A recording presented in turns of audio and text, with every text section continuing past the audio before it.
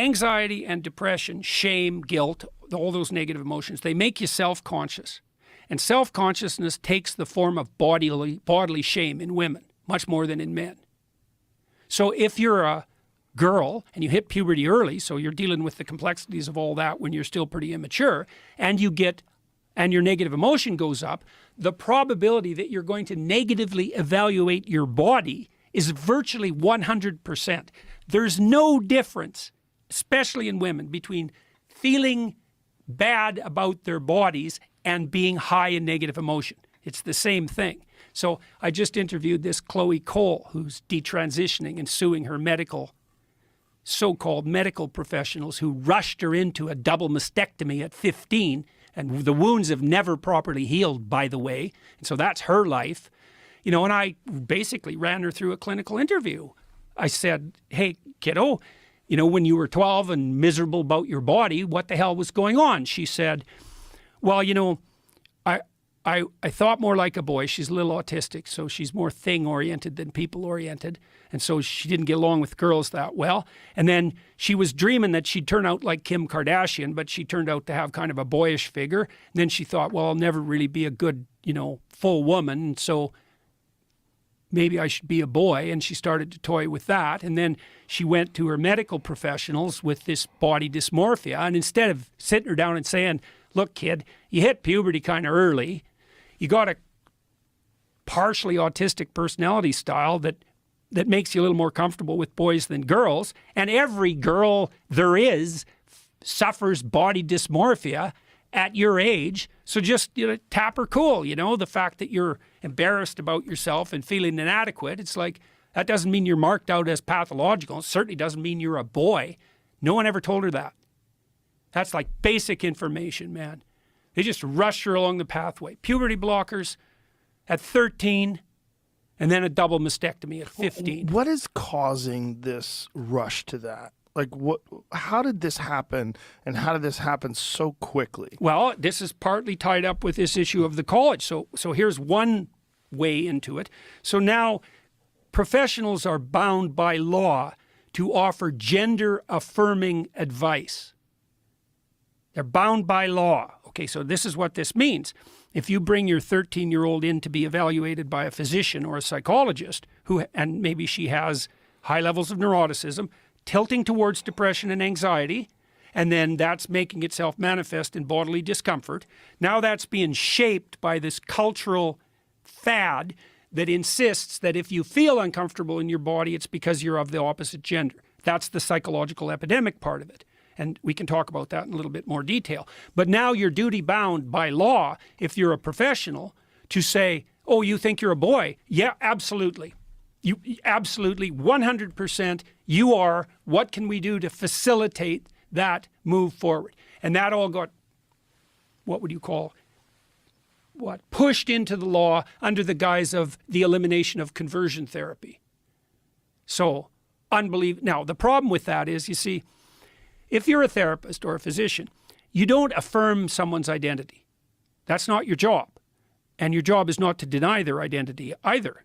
Your job is to help them explore their identity and hopefully to develop it. And so someone comes to you, maybe they have body dysmorphia. And so maybe they're anorexic. That's a form of body dysmorphia. And so the first thing you do, if you have any sense, is you note that that's stemming out of an underlying, more global proclivity to suffer from depression and anxiety. So that's the big elephant in the room, depression and anxiety. So if the trans activist types say, well, the body dysmorphic types are more likely to have suicidal thoughts, it's not because they have body dysmorphia, it's because they're prone to depression and anxiety, and depressed and anxious people are more likely to have suicidal thoughts. And maybe body dysmorphia adds a bit to that, but nobody really knows. Probably adds some. But the fundamental issue is one of depression and anxiety. So now you're suffering from, unspecified self-consciousness, and the culture twists around to offer you a narrative. And the narrative is, oh, well, you're in the wrong body. And then the carrot is, and this is part of it gets extraordinarily pathological, is a lot of these kids who are suffering from this alienation are unpopular. And now they're being enticed. It's like, yeah, well, you're not unpopular. you're interestingly special. So if you just take this carrot, you're the opposite sex, all of a sudden you're not a victim, you're a brave, what would you call, you're a brave seeker after your redemptive identity. And now you can be elevated and you can be treated specially. And my God, if you're an unpopular teenager, how could anything be possibly more attractive than that? And then you also think, well, why are teenagers gullible in that way? Why do they go along with the crowd? And the answer to that is, that's what you're supposed to do when you're a teenager. That's your job, right?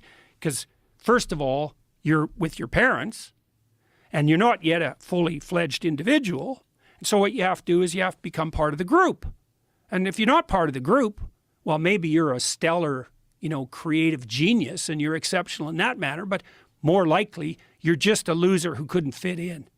And that sucks.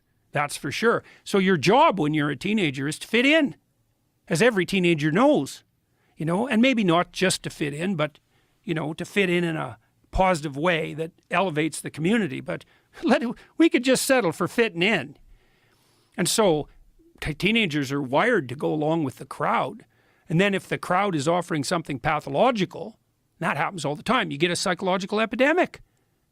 And I knew that. I told you. I told the Senate this in 2017. And why did I know? Well, I knew the literature. We've tracked psychological epidemics going back 300 years.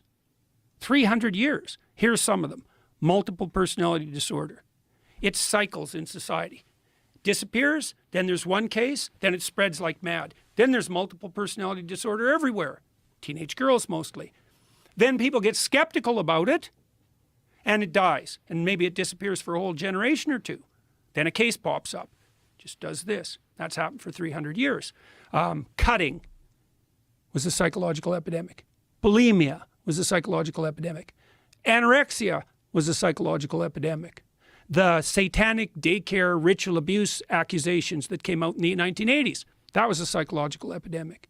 And the rule basically is that if you confuse people about a fundamental element of their identity, then those who are already so confused they're barely hanging on are going to fall prey to that, and all hell's going to break loose. And that's exactly what's happened in the trans situation. But the difference between this one as opposed to the other ones like multiple personality disorder is that this one is being reinforced culturally. Like you are rewarded. Yeah, well, the multiple personality disorder, that happened there too, because you'd get a lot of attention from media, especially the people who are the first, who display the first symptoms of multiple personality disorder.